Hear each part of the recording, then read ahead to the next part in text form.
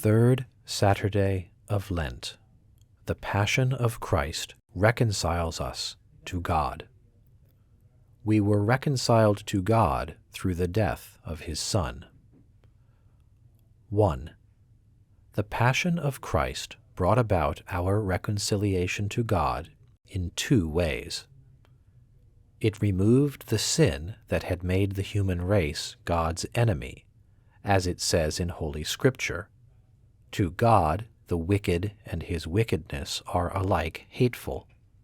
And again, "Thou hatest all the workers of iniquity." The Passion was a sacrifice most acceptable to God. It is in fact the peculiar effect of sacrifice to be itself a thing by which God is placated, just as a man remits offenses done against him for the sake of some acknowledgment pleasing to him which is made. Whence it is said, "If the Lord stir thee up against me, let him accept of sacrifice." Likewise, the voluntary suffering of Christ was so good a thing in itself, that for the sake of this good thing found in human nature, God was pleased beyond the totality of offenses committed by all mankind, as far as concerns all those who are linked to Christ in his suffering by faith and by charity.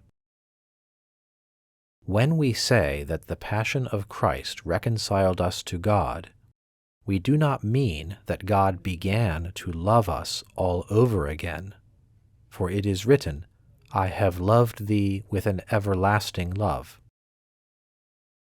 We mean that by the Passion the cause of the hatred was taken away, on the one hand by the removal of the sin, on the other hand by the compensation of a good that was more than acceptable. 2. As far as those who slew our Lord were concerned, the Passion was indeed a cause of wrath. But the love of Christ's suffering was greater than the wickedness of those who caused him to suffer, and therefore the Passion of Christ was more powerful in reconciling to God the whole human race than in moving God to anger. God's love for us is shown by what it does for us. God is said to love some men because he gives them a share in his own goodness.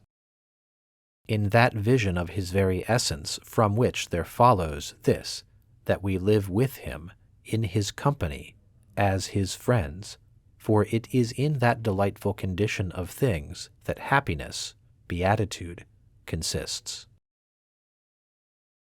God is then said to love those whom he admits to that vision, either by giving them the vision directly, or by giving them what will bring them to the vision, as when he gives the Holy Spirit as a pledge of the vision. It was from this sharing in the divine goodness, from this vision of God's very essence, that man, by sin, had been removed, and it is in this sense that we speak of man as deprived of God's love. And inasmuch as Christ, making satisfaction for us by his Passion, brought it about that men were admitted to the vision of God, therefore it is that Christ is said to have reconciled us to God.